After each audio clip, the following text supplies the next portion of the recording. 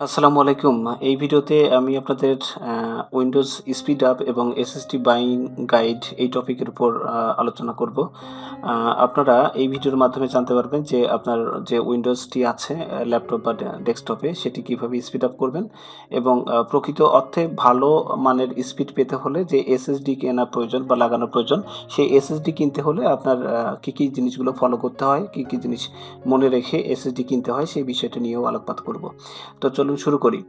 At ফার্স্টে Windows speed up করার জন্য মনে করেন আপনার পিসিতে বা ল্যাপটপে হচ্ছে আপনার এসএসডি লাগানো নেই, জাস্ট হার্ড ডিস্ক আছে। তো যেটি আছে সেটিকেই কাজে লাগিয়ে আপনি কীভাবে স্পিড আপ করবেন সেই বিষয়টার জন্য কয়েকটি পয়েন্ট আমি জাস্ট উল্লেখ করে রেখেছি। এক নম্বর হচ্ছে আপডেট টু লেটেস্ট ওএস। আপনার যে উইন্ডোজটি ইনস্টল করা আছে ম্যাক্সিমাম আমাদের উইন্ডোজ 10 আমরা এখন ব্যবহার করি। তো উইন্ডোজ 10-এর যে লেটেস্ট ওএস সেটিতে আপনার আসলে আপডেট করা থাকতে হবে। আমি আমার প্র্যাকটিক্যাল অভিজ্ঞতা থেকে বলছি, আমি এ পর্যন্ত অনেক উইন্ডোজের ভার্সন ব্যবহার করেছি, উইন্ডোজ 10-এরও, এবং সবচেয়ে লেটেস্ট যেটা 20H2 এটার যে আপডেটটি এসেছে এটি খুবই ভালো কাজ করছে। আমার ল্যাপটপের কনফিগারেশন 8GB আপনার RAM, core i7 8th generation processor, 2GB graphics card. তারপরে আমি অনেক বেশি স্লো পেতাম আগের যে উইন্ডোজ 10গুলো ব্যবহার করতাম যে ভার্সনগুলো, কিন্তু লেটেস্ট যে 20H2 সেটিতে কিন্তু অনেক ভালো কাজ মানে স্পিড পাচ্ছি আমি, মানে তুলনামূলক আগের চেয়ে ভালো এক্সপিরিয়েন্স বলতে পারেন। তো এটা সম্ভব হয়েছে কি আপনার যে লেটেস্ট যে ওএস যেটি বললাম 20H2 সেটিতে আপডেট করার ফলে। এখন আপনার পিসিতে উইন্ডোজের কোন ভার্সনটি আসলে চালু আছে সেটি যদি আপনি দেখতে চান তাহলে সেটি যেভাবে সম্ভব আমি আপনাদের দেখাচ্ছি। সেটি আমি জাস্ট মিনিমাইজ করে নিলাম। আপনার এই যে সার্চ বার আছে উইন্ডোজ বাটনের পাশে সার্চ বার, এখানে গিয়ে আপনি লিখবেন যে উইনভার্ড, WINVER, উইনভার্ড লিখলে এরকম একটি অ্যাপ্লিকেশন দেখতে পাবেন। এটি জাস্ট ওপেন করবেন। এটি ওপেন করলে আপনি যে দেখতে পাবেন যে মাইক্রোসফট উইন্ডোজ ভার্সন 20H2 আমারটা দেওয়া আছে এবং এটির সর্বশেষ বিল্ড নাম্বার, এটি কিন্তু খুব ইম্পর্টেন্ট। এই বিল্ড নাম্বারটি আসলে কত সেটি দেখবেন যে আমার এখানে ওএস বিল্ড নাম্বার 19042.868, এরকম আপডেটটা আপনার আসলে থাকতে হবে। যদি এটা আপনার আপডেট না থাকে তাহলে আপনি আপডেট করে নেবেন, এবং আপডেট করার জন্য আপনি হচ্ছে এই যে নোটিফিকেশন এখানে ক্লিক করে আপনি সেটিংসে যেতে পারেন। এখানে দেখেন অল সেটিংস আছে, এখান থেকে আপনি এরকম কন্ট্রোল প্যানেলে যেতে পারেন। এছাড়া আপনি এই যে স্টার্ট বাটনটি আছে সেটির উপর যদি আপনি রাইট ক্লিক করেন তাহলে সেটিংস দেখতে পাবেন। দুটোর যে কোনো একটিতে ক্লিক করলে এইভাবে আপনি কন্ট্রোল প্যানেলে চলে আসবেন, এবং এখান থেকে এসে যে আপডেট অ্যান্ড সিকিউরিটি সেটিতে ক্লিক করার পর আপনার কম্পিউটারে যদি ইন্টারনেট কানেকশন থাকে তাহলে যে চেক ফর আপডেটে ক্লিক করবেন। ক্লিক করার পর এখানে চেকিং হবে এবং যে আপডেটটা আপনার শো করবে সেটি জাস্ট আপনি ডাউনলোড অ্যান্ড ইনস্টল দিবেন, তাহলে আপনার পিসিটি আপডেটেড হয়ে যাবে। তো আমি ধরে নিচ্ছি আপনি আপনার পিসিটি এভাবে আপডেট করে নিতে পারবেন। তো উইন্ডোজ ভার্সন 20H2-তে আসার পর অর্থাৎ আপডেটেড হয়ে যাওয়ার পর আপনার আরও কিছু কাজ করতে হবে। সেটিতে আমি যদি যাই, নেক্সট অপশন হচ্ছে রিমুভ ব্লোটওয়্যার বা আনওয়ান্টেড প্রোগ্রামস। আনওয়ান্টেড প্রোগ্রামস বলতে যে প্রোগ্রামসগুলো আপনার পিসিকে ভারী করে দেয় বাট আপনি আসলে ব্যবহার করেন না, সেগুলো আপনি দূর করতে পারেন। এছাড়া আপনি পিসিতে ব্লটওয়্যার যেগুলো থাকে সেই ব্লটওয়্যারগুলো রিমুভ করতে পারেন। ব্লটওয়্যার দ্যাট মিনস আমরা বলতে চাচ্ছি এরকম, সাপোজ আপনি স্যামসাং মোবাইলের কথা যদি আমরা বলি, স্যামসাং যে স্মার্টফোনগুলো আগে ছিল আপনারা দেখেন, এখন যে স্যামসাংয়ের ওএসটি আছে সেই ওএস না, আগের ওএস যেটি ছিল সেটাতে প্রচুর ব্লটওয়্যার ছিল, এবং ব্লটওয়্যার কারণে আমরা জানি যে স্যামসাংয়ের মোবাইলগুলো সাধারণত প্রথম 6 মাস ভালো চললেও তারপর থেকে বা 1 বছর পর থেকে কিন্তু পারফরমেন্স ড্রপ করতে থাকে, বিকজ অফ তাদের হিউজ পরিমাণ ব্লটওয়্যার বিল্ট ইন অবস্থায় থাকতো। এবং এই ব্লটওয়্যারগুলো দূর করার জন্য, মানে আনওয়ান্টেড এইসব অ্যাপসগুলো দূর করার জন্য অনেক ইউজারদেরই আমি দেখেছি যে তারা হচ্ছে তাদের ফোনটাকে রুট করতো। রুট মিনস হচ্ছে সুপার ইউজার পারমিশন পাওয়া, তারপরে সেই ব্লটওয়্যারগুলো সে আর কি রিমুভ করতো এবং স্যামসাং ফোনগুলো ফাস্টার হইতো। ঠিক স্যামসাং সেই ওএসের মতোই আমাদের যে উইন্ডোজ 10টি আছে সেটিও কিন্তু মাইক্রোসফট অনেকগুলো আপনার আনওয়ান্টেড অ্যাপ্লিকেশন দিয়ে রাখে। আপনার প্রয়োজন না, বাট কিছু ইউজারের কাছে সেটি প্রয়োজন হতেও পারে। মোট কথা আপনার কাছে যেটা প্রয়োজন মনে হবে না সেটি কিন্তু আপনার কাছে আসলে ব্লটওয়্যার, সেগুলো আপনি রিমুভ করে দিতে পারেন। তো সেগুলো কোথায় পাবেন? এই যে স্টার্ট মেনুতে যদি আমরা ক্লিক করি, দেখেন এখানে প্রচুর অ্যাপ্লিকেশন যেগুলো আপনি ইনস্টল দিয়ে রাখেন সেগুলো তো থাকেই, পাশাপাশি যেমন ধরেন এই যে স্কাইপি, এটি আপনার মনে করার প্রয়োজন নেই, বা স্টিকি নোটস প্রয়োজন নেই, বা আরও আছে যেমন পেইন্ট 3D, এটি প্রয়োজন নেই, বা আউটলুক এটা আপনার প্রয়োজন নেই, হোয়াট এভার, মানে কারোর কাছে প্রয়োজন হতে পারে কারোর কাছে হবে না, এটা আগেই বলেছি। এছাড়া যে ডান পাশে দেখেন অনেকগুলো আপনার প্রোগ্রাম সেখানে পিন করা আছে, এই যে ওয়েদার টোয়েদার, আচ্ছা ওয়াশিংটনের ওয়েদার দিয়ে আমি কি করব বলেন? ঠিক আছে, ওয়েদার দেখার জন্য আমার স্মার্টফোনে অনেক অ্যাপ্লিকেশন আছে, সেগুলো আমি ব্যবহার করতে পারি, Xiaomi দিচ্ছে বা স্যামসাং দিচ্ছে হোয়াটএভার। তো যাই হোক, এইগুলো যেগুলো আপনার প্রয়োজন না সেটিকে আনইনস্টল করে দিবেন। আনইনস্টল কেমনে করবেন? এই যে এটির উপর যদি আনইনস্টল করতেছেন, এটি রাইট ক্লিক করবেন, এই যে এখানে আনইনস্টল আছে, এভাবে আপনি আনইনস্টল করবেন। আর এখানে যে প্রোগ্রামসগুলো আছে এগুলো আপনি এখান থেকে, এই যে এক্সবক্স, এটা যদি আপনি এটা আনইনস্টল করতে চান, এই যে এখানে রাইট ক্লিক করে এখানে আনইনস্টল নাই, কিছু কিছু জিনিস আপনি আনইনস্টল করতে পারবেন না, বাট কিছু কিছু জিনিস আপনি আসলে পারবেন। যেমন এখানেও যদি আমরা ওয়েদারে যাই, এখানে রাইট ক্লিক করলে আপনার এই যে আনইনস্টল অপশনটি আছে, যেটি আছে সেটি আনইনস্টল করতে পারবেন, যেটি নাই সেটি আসলে করতে পারবেন না। যদি সেগুলো করা যায় সেটি ভিন্ন একটা ওয়ে আছে, একটু পরে বলছি। এছাড়া আপনি এই যে দিস পিসিতে ক্লিক করার পর আপনার এই যে এখানে ঢোকার পরে এখানে উপরের দিকে দেখতে পাচ্ছেন যে আনইনস্টল। আপনি যদি এই অপশনটি দেখতে না পান তাহলে এখানে দেখেন টুপি বলে একটা চিহ্ন আছে, যে আপ অ্যারো, এখানে জাস্ট ক্লিক করবেন। এখানে ক্লিক করলে এই যে এটি একবার বন্ধ থাকবে, এরকম অন থাকবে। তো আপনার যদি এরকম অপশন দেখেন তাহলে এখানে জাস্ট ক্লিক করে নিয়ে যে আনইনস্টল এটা খুঁজে বের করবেন। এখান থেকে ক্লিক করার পর আপনি যে আপনার পিসিতে যতগুলো প্রোগ্রামস আছে সবগুলো দেখতে পাবেন, এবং এখান থেকে যেসব প্রোগ্রামস আপনার প্রয়োজন না বলে মনে করেন, যে এটির প্রয়োজন নাই, যেমন ধরেন আপনি মাইক্রোসফট অফিস ওয়ার্ড 2016 বা কি বলে 2019 বা 2007 যেটি ব্যবহার করেন এটি ইনস্টল করা আছে, তাহলে মাইক্রোসফটের কাছ থেকে আলাদা এক্সেল এটি তো আপনার প্রয়োজন নাই, বা এই যে ফিডব্যাক হাব এটির আপনার মনে করেন প্রয়োজন নেই। সো এটির উপর ক্লিক করবেন, দেন এই যে আনইনস্টল শব্দটি উঠে আসবে, এটির উপর ক্লিক করলে এটি আনইনস্টল হয়ে যাবে। তো এইভাবে যেসব আনওয়ান্টেড প্রোগ্রামসগুলো আছে এগুলো আপনি টোটালি আনইনস্টল করে দিবেন। এতে আপনার পিসি অনেক বেশি ফাস্টার হবে, এবং আপনার পিসিটাকে আপনি খুব দ্রুত মানে বুট আপ করতে পারবেন। আচ্ছা, নেক্সট আরেকটা অপশন আমি এখানে লিখে দিয়েছিলাম, সেটা হচ্ছে ডিভেলপার বা সোফিয়া স্ক্রিপ্ট। অনেকেই যারা অ্যাডভান্স লেভেলের ইউজার আছে, বা ইউটিউবে দেখবেন যে প্রচুর পরিমাণ কিছু মানে টিউটোরিয়াল আছে যে ডিভেলপার বা সোফিয়া স্ক্রিপ্ট এগুলো ব্যবহার করেছে, এবং সেগুলো ব্যবহার করে তারা কি করেছে, এই যে আনওয়ান্টেড এই যে প্রোগ্রামস বা ব্লটারগুলো আছে সেগুলোকে রিমুভ করেছে। এই ধরনের কাজ আমি নিজেও করেছি, কিন্তু আমি দেখেছি যে এগুলো ব্যবহার করাটা খুব একটা সেফ না, কারণ এই যে স্ক্রিপ্টটি যিনি তৈরি করেছেন সেই স্ক্রিপ্টের মধ্যে যে অন্য কিছু ঢুকাই দেয়নি, তার কি গ্যারান্টি? ধরেন আপনি ধরেন মাস্টার কার্ড বা ভিসা কার্ড ব্যবহার করেন, আপনার সেই স্ক্রিপ্টের মাধ্যমে আপনার ভিসা কার্ডের সমস্ত তথ্য বা মাস্টার কার্ডের তথ্যগুলো নিয়ে নিতে পারে। সে কারণে আমি থার্ড পার্টি যারা ব্লটার তৈরি মানে কি স্ক্রিপ্ট তৈরি করেছে তাদের স্ক্রিপ্ট ব্যবহার করার পক্ষে নই।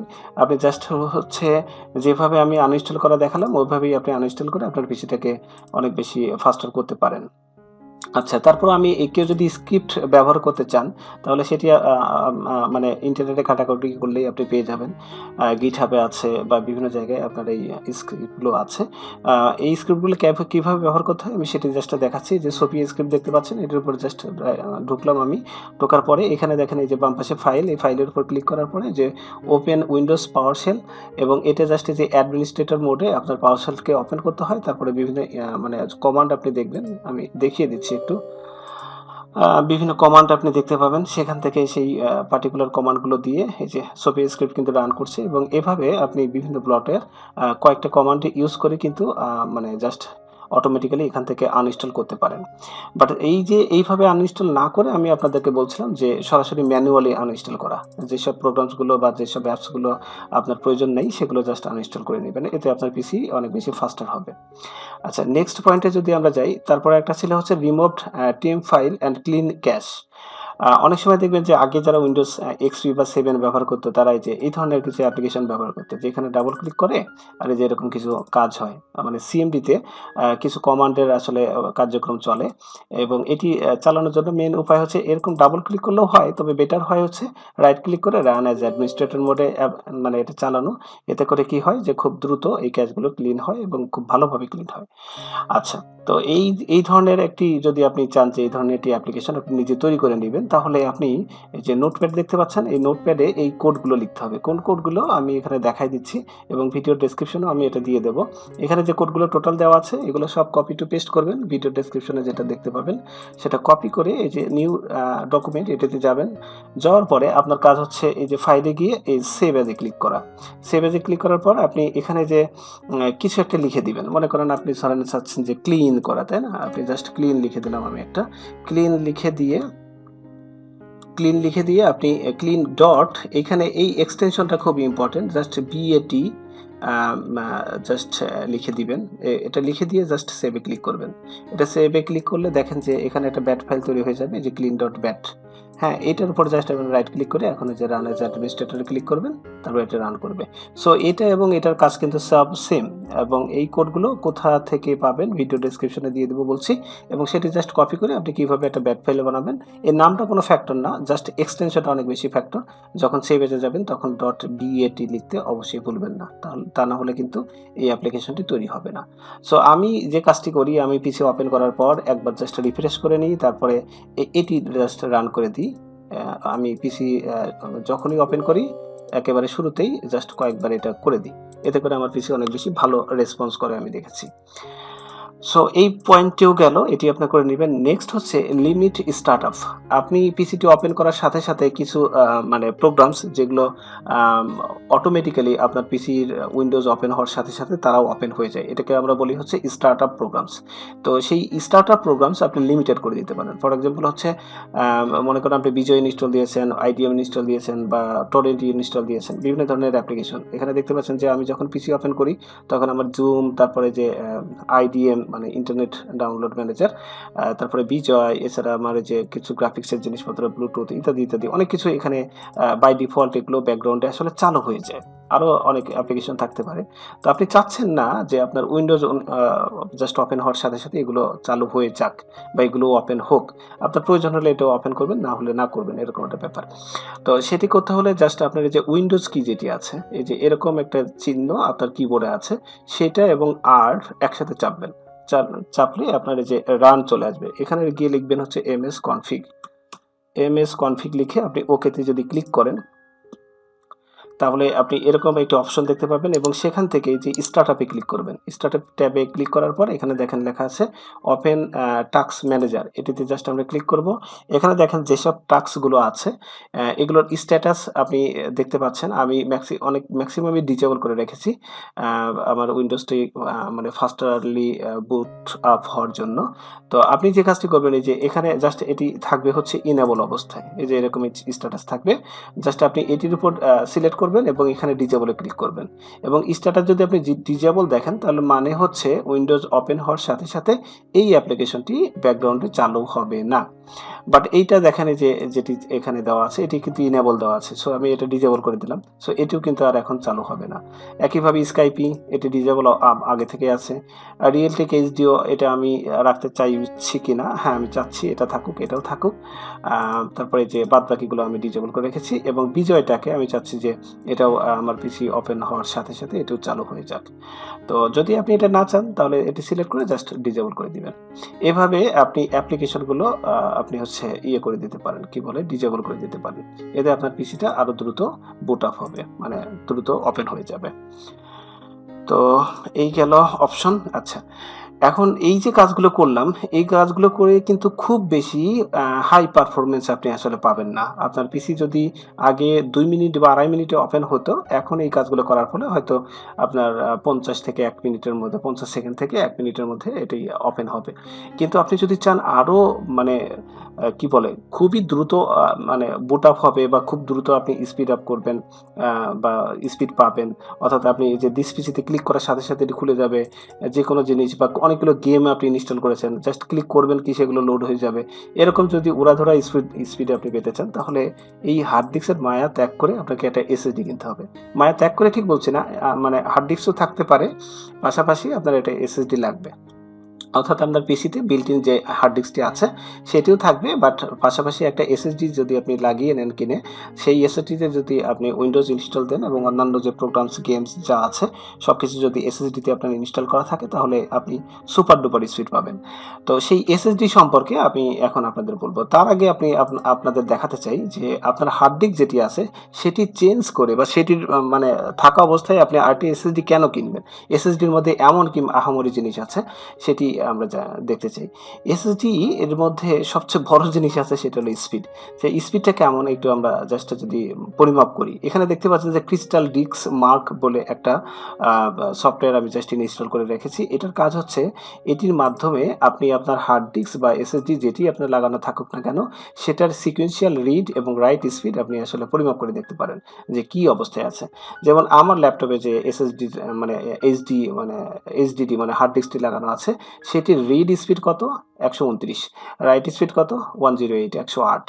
সো বুঝতেই পারতেছেন যে এই স্পিড আমার হলো রাইট স্পিড, এই হচ্ছে আমার রিডিং স্পিড, তাহলে আমার হার্ড ডিস্ক কতই বা আসলে স্পিড দিবে। আপনি যতই উইন্ডোজকে লাইট করেন না কেন, বিভিন্ন ধরনের ব্লটার বা অন্যান্য কিছু আনইনস্টল করে, আপনি কিন্তু আপনার কাঙ্ক্ষিত টাইপের স্পিড আসলে পাবেন না।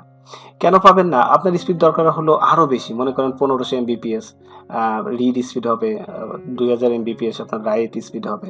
তাহলে সেই ধরনের জন্য জিনিস যদি আপনার পেতে হয়, তাহলে আপনার extra hardware, that means SSD লাগাতে হবে। এখন সেই এসএসডির মধ্যে কিন্তু অনেক কাহিনী আছে। সেই কাহিনীগুলোই আমরা একটু জানার চেষ্টা করি। এইবারে যে কথাগুলো বলছিলাম, যে আপনার ল্যাপটপে বা পিসিতে কী ধরনের এসএসডি লাগানো দরকার বলে আপনি মনে করেন, সেইটি বিষয়ে আমি এখানে বলেছি। যে এসএসডি অনেক ধরনের আছে, পিসিআই আছে, এনভিএমই আছে, সাটা আছে, M2 আছে।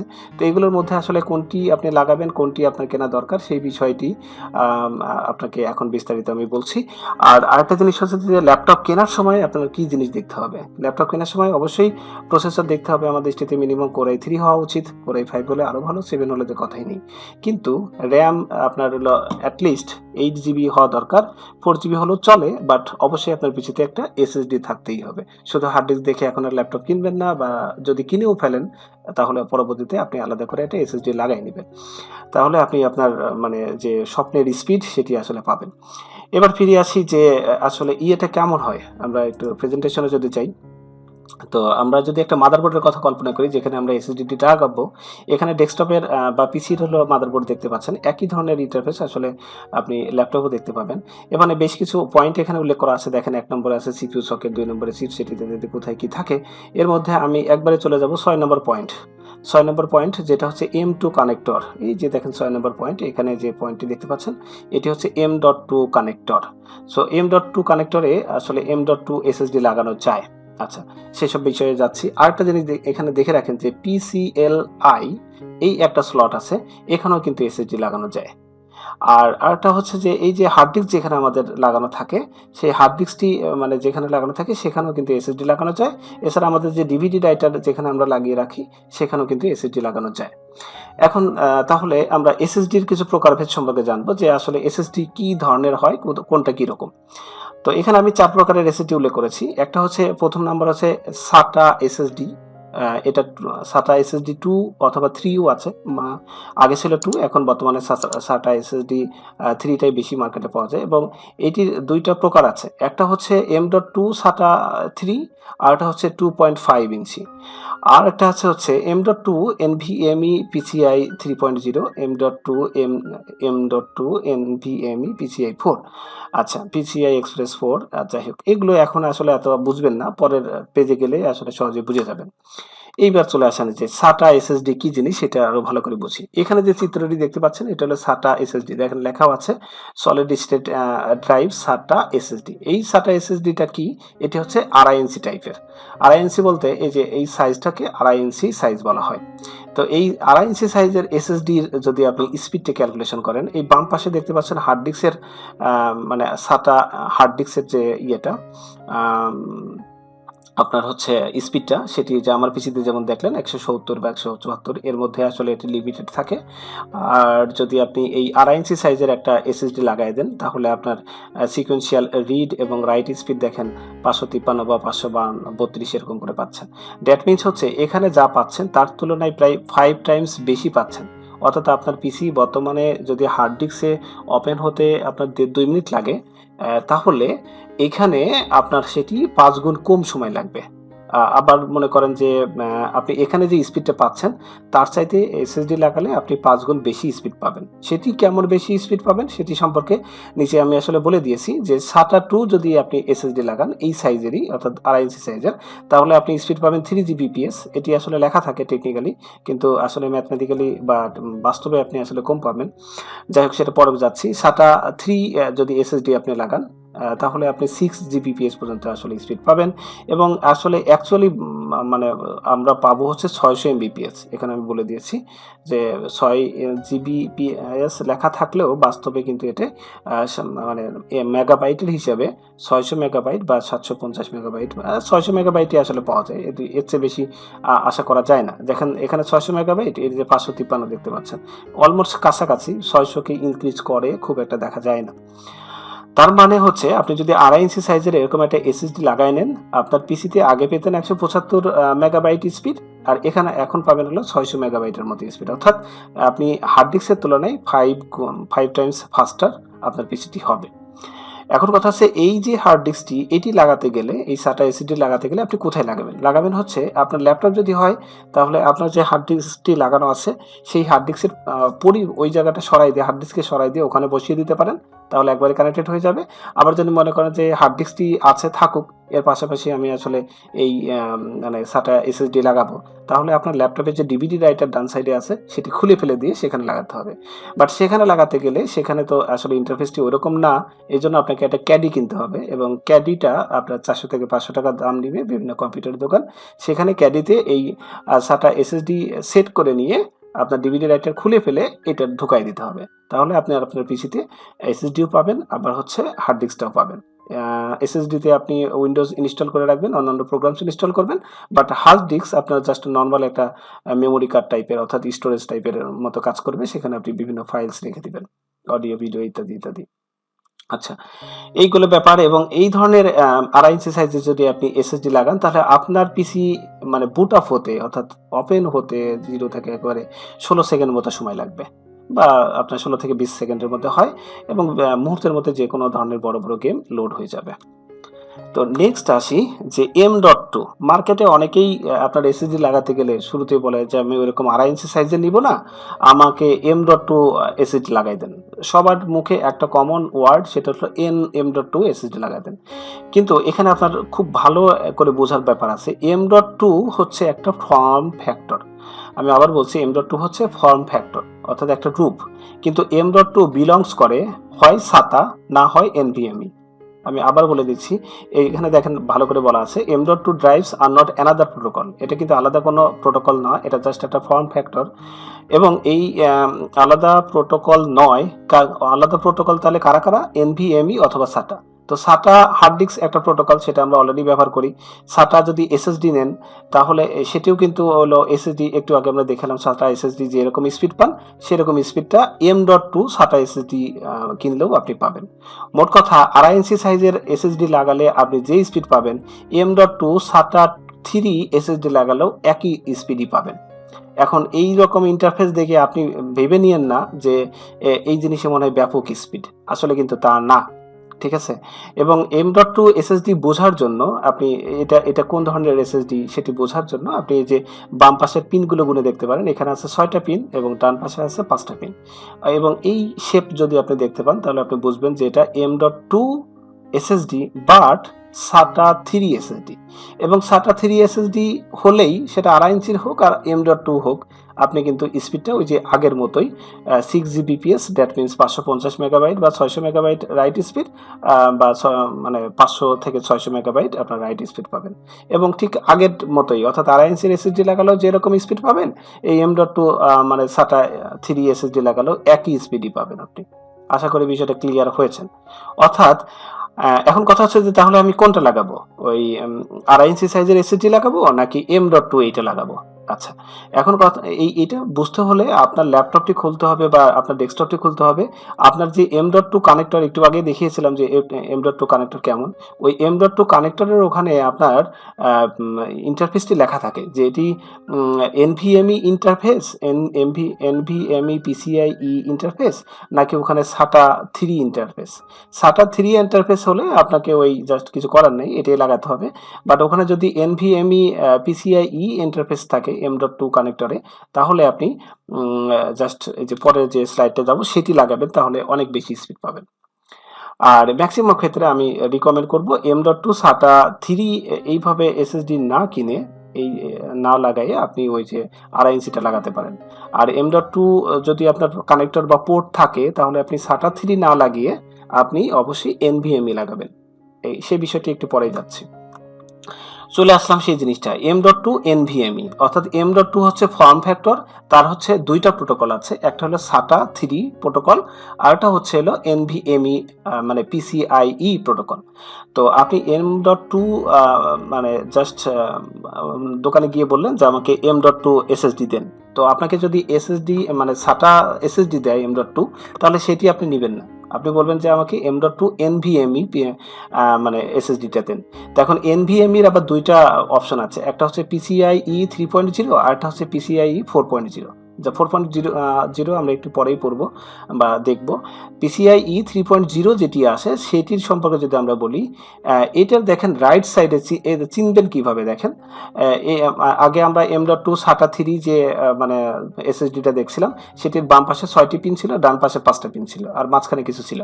তো এটির দেখেন বাম পাশে ওইভাবে আইডেন্টিফাই নেই, বাট ডান পাশে কিন্তু 5টা পিনই থাকবে এবং চেহারাটা এরকম হবে। এবং এখানে দেখেন লেখা আছে NVMe M.2। হ্যাঁ, এটি হচ্ছে মূল ফ্যাক্টর।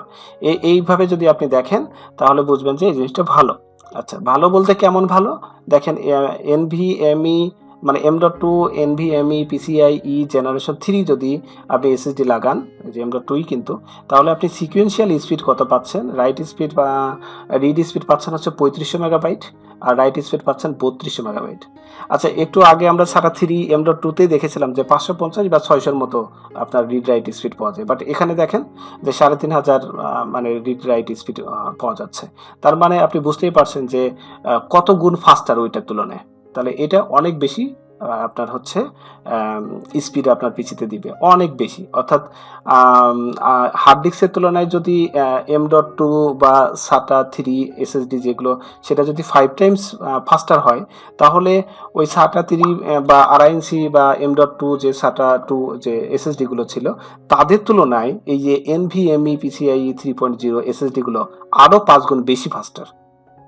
সো বুঝিয়ে নেন কীরকম ফাস্টার হবে, এবং এটি ব্যবহার করলে আপনার পিসি ওপেন হতে খুবই অল্প সময় নেবে, অর্থাৎ 9-10 সেকেন্ড সময় লাগতে পারে, এবং খুব দ্রুত যে কোনো ধরনের গেম টেম আপনার ইনস্টল হয়ে যাবে, মানে লোড হয়ে যাবে।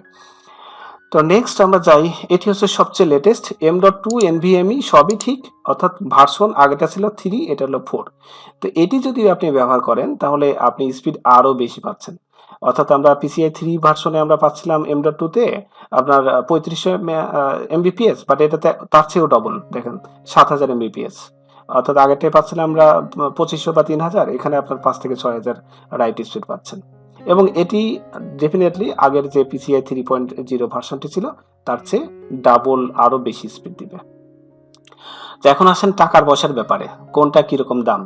এই যে এসএসডি গুলো আপনার 2.5 ইঞ্চির গুলো দেখালাম, এগুলো বিভিন্ন সাইজের হয়, 120 জিবি, 240 বা 250 জিবি এরকম হয়ে থাকে।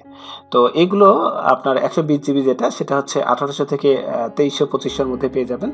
আর যেটা হচ্ছে 240 জিবি বা 2.5 জিবি, সেটি হচ্ছে 3200 থেকে 3500-4000-এর মধ্যে পেয়ে যাবেন। তো আপনি কোনটা লাগাবেন? আমি রিকমেন্ড করব যে এসএসডি লাগাতে গেলে মিনিমাম আসলে 240 লাগানোই ভালো, কারণ 240 জিবিতে স্পিডটা বেশি পাওয়া যায়, 120-এ অপেক্ষাকৃত স্পিডটা কম হবে।